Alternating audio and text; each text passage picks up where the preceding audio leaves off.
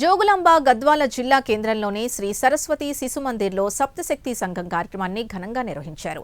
రాష్ట్రీయ స్వయం సేవక్ సంఘ్ 100 సంవత్సరాలు పూర్తయిన సందర్భంగా ఈ కార్యక్రమాన్ని ఏర్పాటు చేశారు. ఈ కార్యక్రమంలో స్త్రీలో ఉన్న సప్తశక్తి గుణాల్ని ప్రభుత్వ ఉపాధ్యాయురాలు శ్రీలత వివరించారు.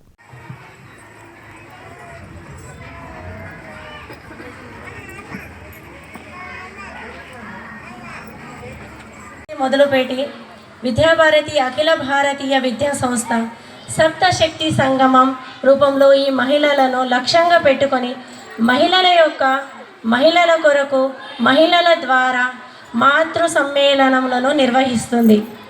దీని యొక్క ముఖ్య ఉద్దేశం స్త్రీ యొక్క శక్తులను చైతన్యపరచడం, కుటుంబం పర్యావరణం పట్ల ఆమె పాత్రను అర్థం చేసుకొని ఆచరించడం.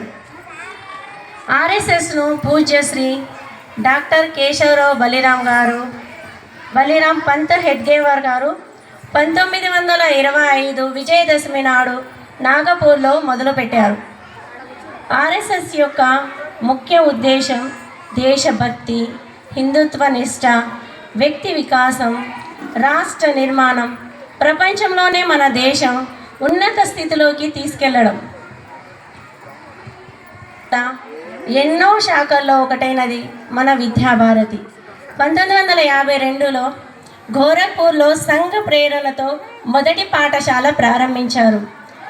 విద్యాభారతి అఖిల భారతీయ శిక్షా సంస్థాన్ ఢిల్లీ కేంద్రంగా విద్యారంగంలో పనిచేస్తున్న పేరు పొందిన లాభాపేక్ష లేని అతిపెద్ద భారతీయ విద్యా సంస్థ. 1977లో విద్యాభారతి స్థాపించబడింది. ప్రతి రాష్ట్రంలో విద్యాలయాలు కూడా ప్రస్తుతం నడుస్తూ ఉన్నాయి. ఇవన్నీ కూడా మన సరస్వతిని ఏకీభవించి వాళ్ళ యొక్క ఉన్నతిని వాళ్ళ యొక్క దేశంలోని వాళ్ళ యొక్క పాత్రని ఇవన్నీ కూడా ప్రారంభించబడ్డాయి. శ్రీ సరస్వతి విద్యాపీఠం మన పూజ్య శ్రీ కీర్తిశేషులు శటకోపం లక్ష్మీ నరసింహాచార్యుల చేతుల మీదుగా మొదలయ్యింది. ఇలా మన విద్యాపీఠం శాఖలన్నా దాన్ని పొదుపు చేయాలన్నా అది ఎవరి చేతిలో ఉంటుంది? ఖచ్చితంగా స్త్రీ యొక్క చేతిలోనే ఉంటుంది.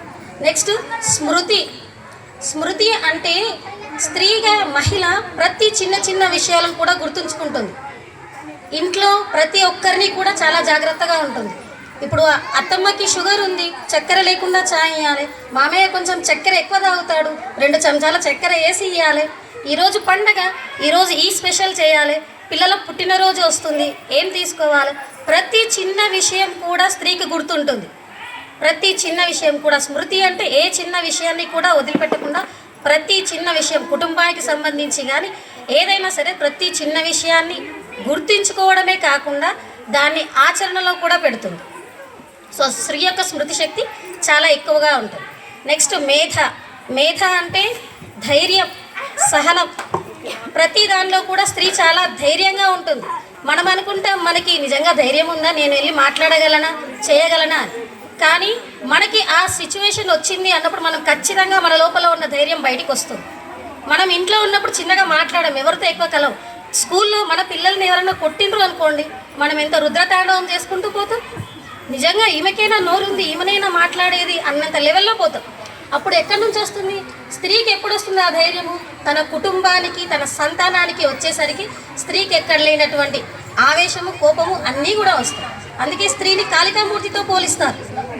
స్త్రీ ఉంటే శాంతిమూర్తి, లేదంటే అపరకాలికలాగా అన్నీ చేస్తుంది. సో స్త్రీకి ఈ ధైర్యము లక్షణాలు అవన్నీ కూడా జన్మతః వచ్చినవే. అవి ఎక్కడి నుంచో కాదు, జన్మతః మన అంతర్లీనంగానే ఉంటాయి. కాకపోతే చెప్పానుగా సందర్భానికి తగినట్టుగా అవి బయటికి వస్తూ ఉంటాయి. నెక్స్ట్ మాటలు. స్త్రీకి ఎంత మంచిగా మాట్లాడి అవతలి వాళ్ళని మెప్పించే లక్షణం చాలా బాగా ఉంటుంది. అంత ఓర్పు కూడా ఉంటుంది. దీనికి ఒక చిన్న కథ చెప్తాను. సతీ సావిత్రి గారి గురించి మీకు అందరికీ బాగా తెలుసు. సో సతీ సావిత్రి గారి పతి ప్రాణాలను యమధర్మరాజు తీసుకొని వెళ్తూ ఉంటాడు కదా. కానీ సావిత్రి ఏం చెప్తుంది? నా పతి ప్రాణాలను విడిచిపెట్టు, నాకు కావాల్సిందే అని చెప్పి అతన్ని వెంబడించుకుంటూ పోతుంది. మీ అందరికీ తెలుసు సావిత్రి కథ. యమధర్మరాజు ఏం చెప్తాడు? నువ్వు ఎన్నన్నా చెయ్యి, నీ పతి ప్రాణాలు నేను తీసుకొని పోవడం ఖాయం, నేను ఖచ్చితంగా తీసుకొని పోవలసిందే. చివరికి ఆమె ఏమంటది, సరే అయితే నా ప్రాణాలు కూడా తీసుకొని పో అని చెప్తుంది. నాకు పతి లేనప్పుడు నేను ఎందుకు, నా ప్రాణాలు కూడా తీసుకొని పోండి అని చెప్తుంది. కానీ యమధర్మరాజు ఏమంటాడు, నీ ఆయుష్ తీరకముందే నిన్ను తీసుకుపోవడం నా బాధ్యత కాదు. మీ పతి ఆయుష్ తీరింది, అతన్ని తీసుకొని వెళ్తున్నాను, నీది తీరలేదు కాబట్టి నిన్ను తీసుకువెళ్ళలేను. దీనికి బదులుగా నీవు ఏం కోరుకున్నా ఆ వరం ఇస్తాను అంటాడు. సావిత్రి ఎంతో చాకచక్యంగా ఏమడుగుతుంది, నేను నా పతి ద్వారా కలిగే సంతానాన్ని పొందాలి అని. యమధర్మరాజు సడన్గా ఆలోచించుకుంటే ఏం చెప్తాడు, తథాస్తు అంటాడు. పతి ప్రాణాలు అడగలేదు అనుకుంటాడు, కానీ ఆమె అడిగిన దానిలో అంతర్లీనంగా పతి ఉన్నాడా? ఖచ్చితంగా పతి ఉన్నాడు. యమధర్మరాజు నీ కోరిక తీరుతుందిలే అని చెప్పి తీసుకొని వెళ్తుంటే, నా పతియే లేని నా కోరిక ఎలా తీరుతుంది? సో ఖచ్చితంగా నా పతి ప్రాణాలు నాకు ఇవ్వు అని. అంటే తన వాక్కు ద్వారా, తన మాటల ద్వారా యమధర్మరాజును సైతం మెప్పించింది సావిత్రి లాంటి మహిళ.